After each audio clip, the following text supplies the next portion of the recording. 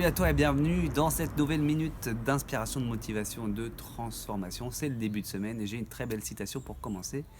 Depuis que j'ai appris à rire de moi-même, je ne m'ennuie plus jamais. Alors déjà, réfléchissons un petit peu et observons nos sociétés. On peut se poser la question, où est passé le rire? Arrivons-nous à rire réellement plus de 30 minutes par jour? Complètement. Le rire semble avoir déserté ou s'en aller de plus en plus de nos cœurs. Les êtres humains sont plus dans une société de compétition, stressés, angoissés et ne sachant que faire face aux nombreux défis qui s'annoncent. La colère et les émotions un peu pesantes ont l'air de prendre le dessus constamment.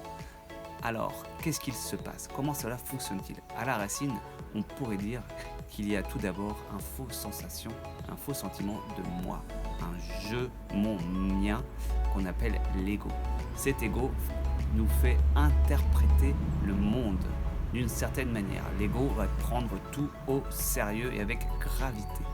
Il va donc nous mettre dans une posture de survie angoissée. Ce fonctionnement va cristalliser nos sensations, nos émotions et les situations en nous et va nous contracter, faisant que petit à petit, la joie de vivre, le bonheur et le rire s'éloignent de nous. Alors, comment on fait pour s'en dépatouiller?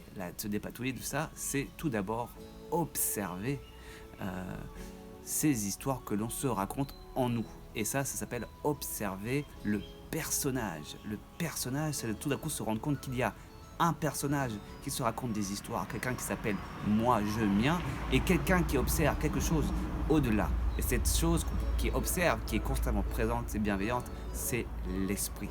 L'esprit reflèterait la véritable sensation d'existence, de vie, de joie, de paix, d'amour, qui est perturbée par cette fausse sensation de moi qu'on appelle l'ego et qui prend tout au sérieux.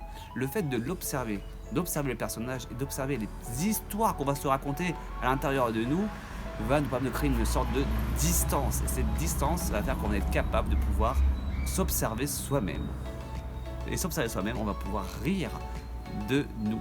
En riant de nous-mêmes, de toutes ces histoires qu'on va se raconter, de toutes les péripéties qu'on a à l'intérieur de nous, on va pouvoir réellement lâcher prise et se détacher, laissant l'esprit réellement prendre sa place à l'intérieur de nous.